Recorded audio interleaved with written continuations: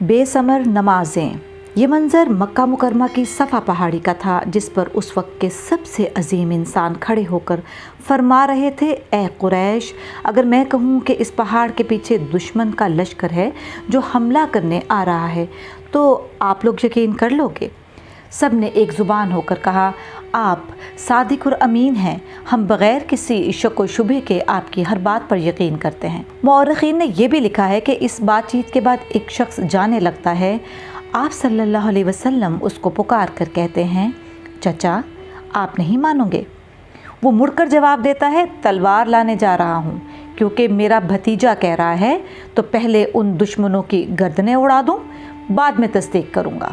آپ صلی اللہ علیہ وسلم نے فرمایا، آپ لوگوں کو میری ذات پر اس قدر یقین ہے تو پھر یہ بات بھی مان جاؤ اور اقرار کر لو کہ اللہ کے سوا کوئی عبادت کے لائق نہیں اور میں اللہ کا رسول ہوں۔ یہ سنتے ہی سب کے چہرے تن گئے۔ آپ نے دوبارہ اور پھر 100 بھی یہ بات دہرائی، مگر ہر طرف خاموشی رہی اور کچھ دیر میں وہ سب وہاں سے اٹھ کر جانے لگے۔ جو انسان کھلی آنکھوں سے سورج کو جھٹلا کر اس کی روشنی کا انکار کر دے تو وہ بے وقوف ہے۔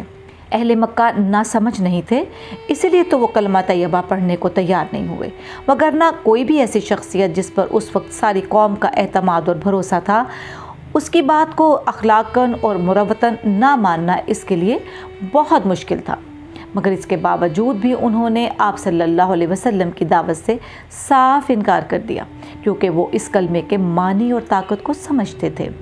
وہ اس وقت ادب و حکمت، شعر و شاعری اور بلاغت کے بام عروج پر تھے۔ وہ الفاظ کی جامعیت اور اس کے مفہوم کو بالکل درست انداز میں سمجھ رہے تھے۔ کلمہ طیبہ پڑھنے کی صورت میں ان تمام بتوں کی یکسر نفی ہو جاتی جو انہوں نے بیت اللہ میں رکھے ہوئے تھے۔ ایک الہ کو ماننے سے لات و منات سب مٹ جاتے، اسی لیے تو انہوں نے شدید ترین مخالفت کر دی۔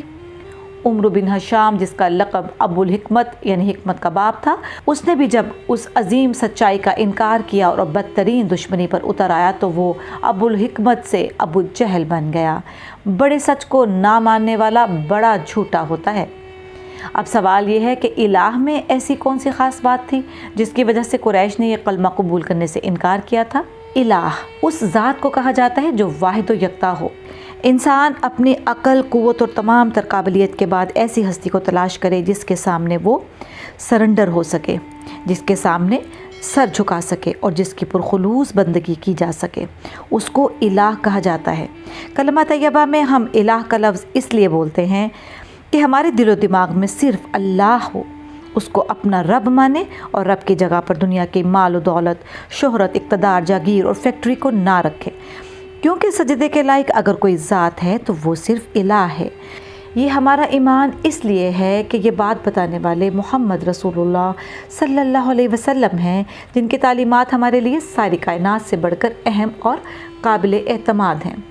واصف علی واصف رحمۃ اللہ علیہ فرماتے ہیں، اللہ کو دلیل سے نہیں مانا جاتا، اللہ کو سچے وکیل سے مانا جاتا ہے۔ حضور صلی اللہ علیہ وسلم کی ذات پر اعتماد ہی ہمارا مذہب ہے۔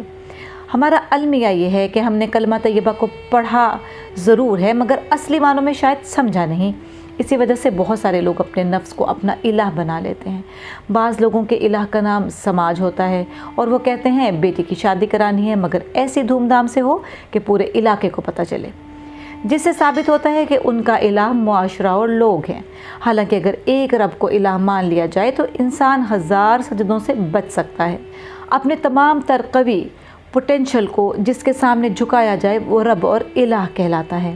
آپ اپنی انتہائی قوتیں تب دے سکتے ہیں جب آپ اس کو دل سے رب تسلیم کر لیں، جب آپ کی جان جاتے ہیں کہ بنانے والے نے مجھے ایک شاہکار تخلیق کیا ہے اور اس شاہکار کو آپ اس ذات باری تعالیٰ کے سامنے جھکا دیتے ہیں تو کائنات میں اس سے خوبصورت منظر اور کوئی نہیں ہوتا۔ یہی وہ مقام ہوتا ہے جب خود رب بھی فرشتوں سے کہتا ہے، دیکھو میرے بندے کو، یہی وہ مخلوق ہے جس کو پیدا کرنے پر تم راضی نہیں تھے، مگر اب یہ میرے سامنے سجدہ ریز ہے۔ یہی وہ کیفیت ہوتی ہے جو مومن کی تمام کیفیات میں اللہ کو سب سے پیاری اور محبوب ہوتی ہے۔ آپ نماز پڑھتے ہوئے کبھی اپنی باڈی لینگویج پر غور کریں۔ سب سے پہلے ہم تکبیر تحریمہ کے لیے ہاتھ اٹھاتے ہیں۔ ہاتھ پہلے آسمان کی جانب سیدھے ہوتے ہیں، جس کا مطلب ہے کہ اللہ ہی سب سے بڑا ہے۔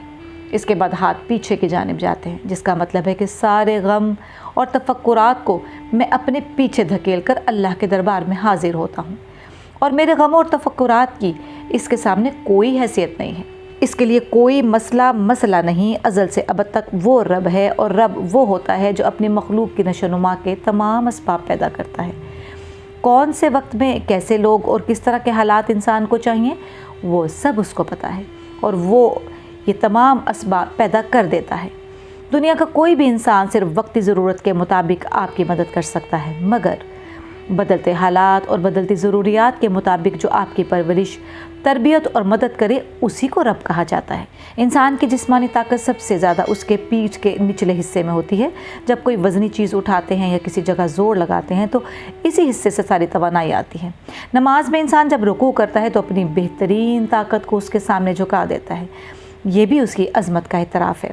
وہ بہترین حالت جس میں انسان اپنا پورا آپ رب کو دے دیتا ہے، وہ سجدے کی حالت ہے، جس میں پورا جسم جھک جاتا ہے کہ پہلے آپ نے گھٹنے زمین پر ٹیک دیے اور اپنے آپ کو عاجز ظاہر کیا، اس کے بعد ہاتھ جن سے آپ کی جسمانی قوتوں کا اظہار ہوتا ہے وہ بھی بچھا دیے، ناک جو عزت کی علامت سمجھی جاتی ہے وہ بھی اس کے سامنے رکھ دی، اور پھر ماتھا یعنی عقل و شعور جس کی بدولت انسان قابلیت اور کامیابیاں حاصل کرتا ہے، اس کو بھی رب کی چوکھٹ پر رکھ دیا، اور زبان سے بھی اس کی حمد و ثنا اور کبریائی بیان کرنی شروع کر دی۔ اس کے بعد اتحیات میں آپ اپنا سب کچھ رب کے نام کرتے ہیں کہ یہ زندگی اگر کسی پر قربان کرنے کے قابل ہے تو اس کے علاوہ کوئی اور ذات نہیں، اور اس چیز پر آپ شہادت بھی پڑھتے ہیں۔ اب سمجھنے کی بات یہ ہے کہ نماز جو کہ مکمل طور پر خود اپنے رب کے حوالے کرنے کا نام ہے، اس میں ہماری کیفیت ایسی نہیں ہوتی۔ اس کی بنیادی وجہ یہ ہے کہ ہم نے کبھی غور ہی نہیں کیا کہ ہم نماز میں جو پڑھ رہے ہیں اس کا معنی اور مطلب کیا ہے، کس رکن میں کون سا کلمہ پڑھنا کیوں ضروری ہے۔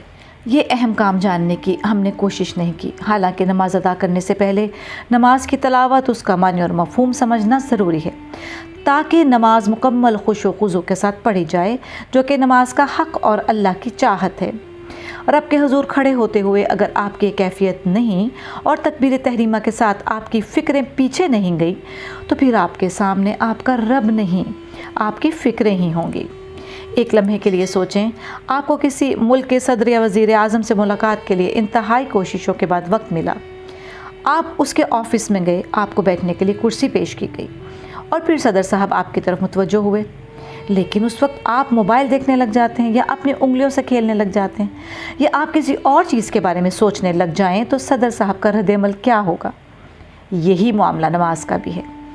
ہم تکبیر تحریمہ پڑھ کر دراصل اللہ کی بارگاہ میں حاضر ہو جاتے ہیں، اللہ اپنے جاہ و جلال کے ساتھ متوجہ ہوتا ہے، اور ایسے ہی ہم اس کو چھوڑ کر دنیاوی فکروں میں لگ جائیں تو اس سے بڑھ کر بے ادبی اور کیا ہوگی۔ تمام تر جسمانی، فکری اور قلبی یکسوئی کا نام نماز ہے، اور ان کیفیات کو نماز کے باہر قائم رکھنے کا نام صلاۃ ہے، جس کا ہم نے گزشتہ آرٹیکل میں ذکر کیا تھا۔ اس کی مثال یوں سمجھیں کہ قلم و دوات کے ساتھ کچھ لکھنے کے لیے قلم کو دوات میں ڈبونا پڑتا ہے، اور لکھنے کے بعد بھی اس کی نوک پر کچھ روشنائی رہ جاتی ہے۔ دوات میں قلم ڈبونا یہ نماز ہے، اور جو روشنائی قلم کی نوک پر رہ جائے یہ صلاۃ ہے۔ قلم کو آپ بار بار دوات میں ڈبوتے ہیں۔ یہ فجر، ظہر، عصر، مغرب اور عشاء کی نمازیں ہیں، اور لگی رہ جانے والی روشنائی وہ اسٹیٹ آف مائنڈ یعنی وہ ذہنی کیفیت ہے جس کو آپ نے نماز کے اندر اور نماز کے باہر قائم رکھنا ہے۔ سوال یہ ہے کہ ہم اتنی عظیم الشان عبادت روز 5 مرتبہ ادا کرتے ہیں، مگر اس کے باوجود ہماری نمازیں بے ثمر ہیں، کیوں؟ ہمارے پاس نمازوں کے نتائج کیوں نہیں ہیں؟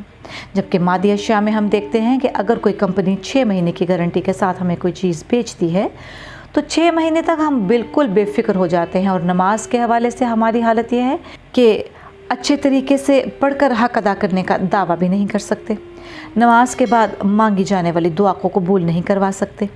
نمازی کے متعلق ارشاد ہے کہ وہ جیسا بھی ہو مگر بے حیا نہیں ہوگا، وہ اللہ کو اپنا رب مان کر رشوت اور دھوکہ نہیں دے گا، وہ الرحمن الرحیم بننے کے بعد مخلوق پر بھی رحم کرے گا، وہ مالک یوم الدین کا اقرار کر کے قیامت کا سوچ کر اپنے دل میں خوف خدا رکھے گا اور کسی مخلوق کو نقصان نہیں پہنچائے گا، وہ ایاک نعبد کے بعد دنیا کی پوجا نہیں کرے گا، وہ ایاک نستعین بول کر तमा और लालच के करीब भी नहीं जाएगा। वो इहदिन सिरातल मुस्तकीम वाली इल्तिजा के बाद खुद को सीधे रास्ते पर चलाएगा और दूसरों को भी नेक रास्ता दिखाएगा, और वलद्दालीन के बाद गुमराही के कामों से हमेशा दूर भागेगा।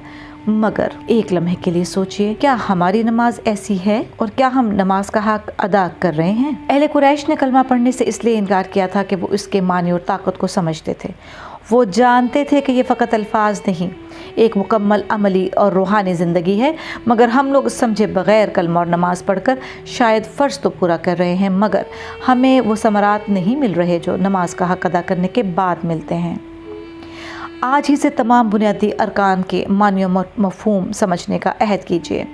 अपने दिलों को इश्क़ हक़ीक़ी से इस कदर मुज़य्यन कीजिए कि फिर आपकी जबी रब के दरबार में सजदा करने के लिए मचलने लगे। और यही बंदगी का हक़ है, और ये हक़ अदा करने के बाद वो तमाम समरात भी मिलेंगे जिनसे आज हमारा मुआशरा महरूम है।